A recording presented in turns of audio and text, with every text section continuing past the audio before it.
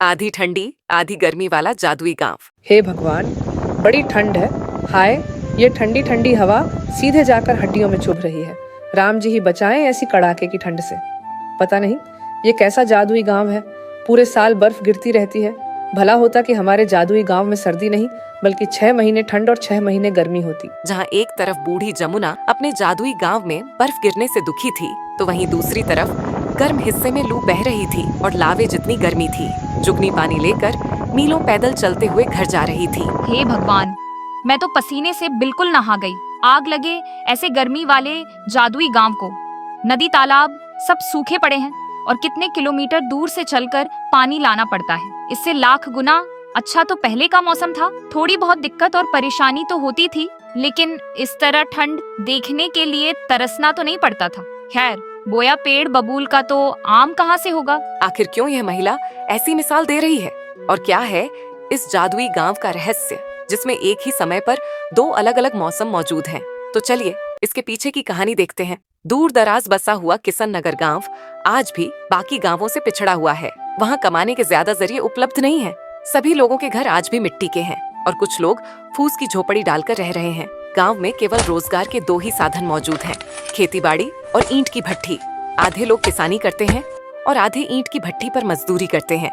वहीं मोहन और रोहन निराश दिल से आपस में बातचीत कर रहे हैं। हम किसान लोगों ने दिन रात खून पसीना बहाकर एक एक दिन इस जमीन पर इस उम्मीद से मेहनत की कि खेत में दिन रात हल चलाया, बीज लगाया, खाद पानी दिया ताकि इस बार हमारी खेत की फसल बहुत अच्छी होगी तो हम साल भर पेट भर कर खा सकेंगे।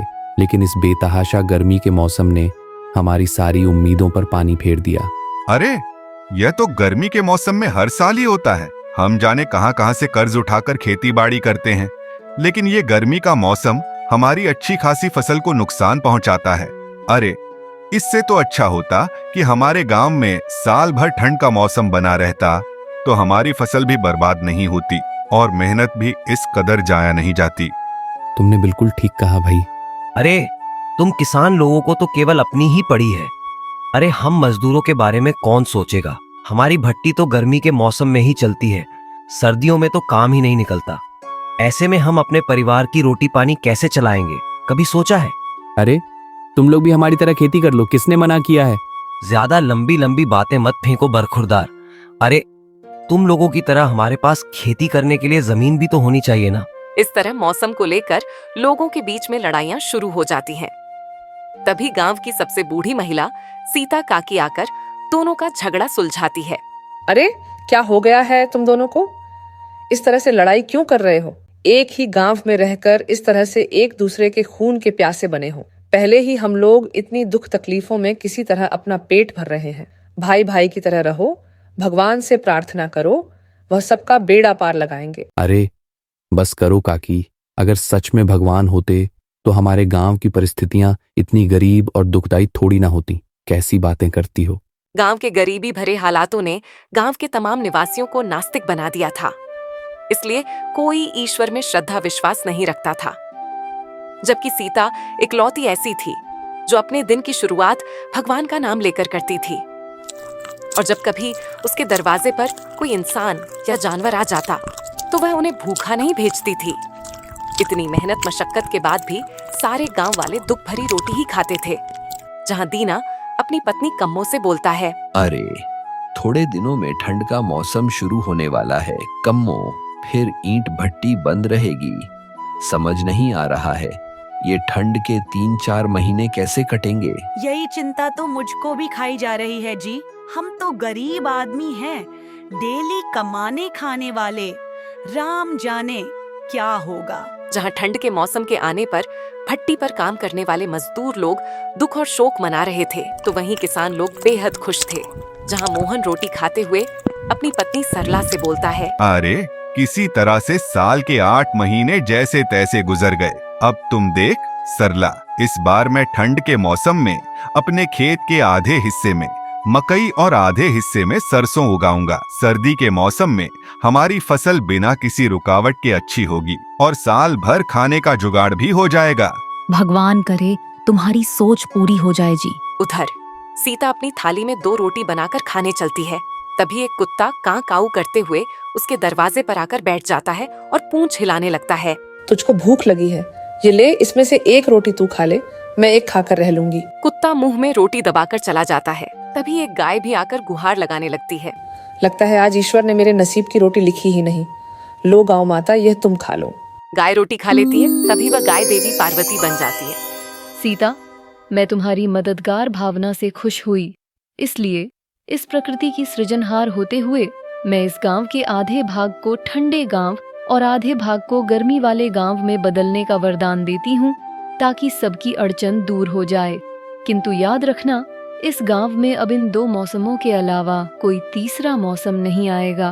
तुम्हें पूरे साल इन्हीं 2 मौसमों के सहारे रहना होगा। हम सबको स्वीकार है देवी, हम रह लेंगे। ठंड का मौसम हम किसानों के लिए लाभकारी है। तो फिर ठीक है, आज से इसे गांव के अंदर 2 मौसम सदा के लिए रहेंगे। देवी के वरदान स्वरूप जादुई गांव में लोग कुछ दिन तो खुशी खुशी रहने लगते हैं, लेकिन थोड़े वक्त के बाद कुढ़ने लगते हैं। जहां साल भर गर्मी पड़ने के चलते मिट्टी, पेड़ पौधे अपना संतुलन खो देते हैं, जमीन से नमी चली जाती है, नदी तालाब सूख जाते हैं। मजदूर लोग पसीने में तरबतर होकर ईंट बना रहे थे। हे भगवान, इस गर्मी वाले शुष्क मौसम ने तो उबाल कर रख दिया है। इससे भली तो ठंड ही थी। अरे, तुमने बिल्कुल ठीक कहा भाई। देखो, इस नवंबर दिसंबर में भी गर्मी के मौसम में जरा सी भी राहत नहीं है। दिन रात बस लू चल रही है।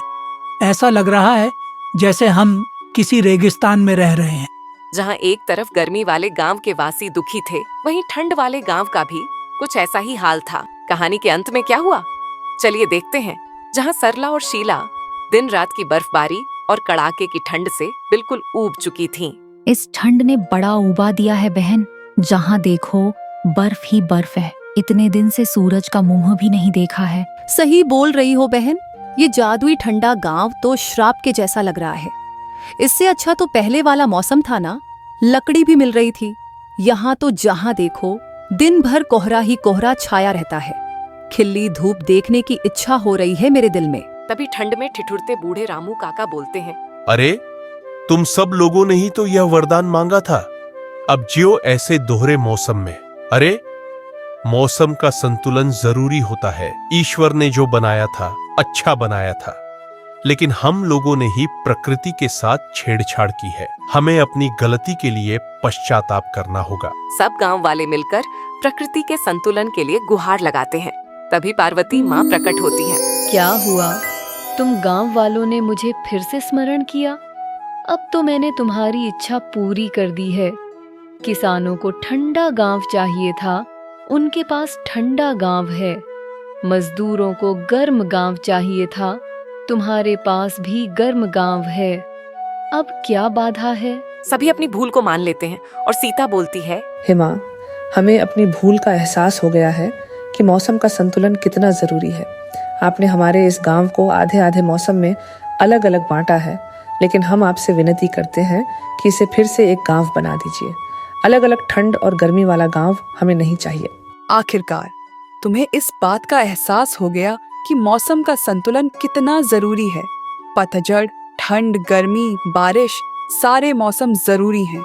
इसलिए मैं वरदान देती हूँ कि यह गांव अब पहले से भी सुंदर मौसम वाला गांव होगा, जहाँ तुम सब दुख नहीं बल्कि आनंद से रह पाओगे। इस तरह अंत में वह गांव पहले की तरह वापस हो जाता है।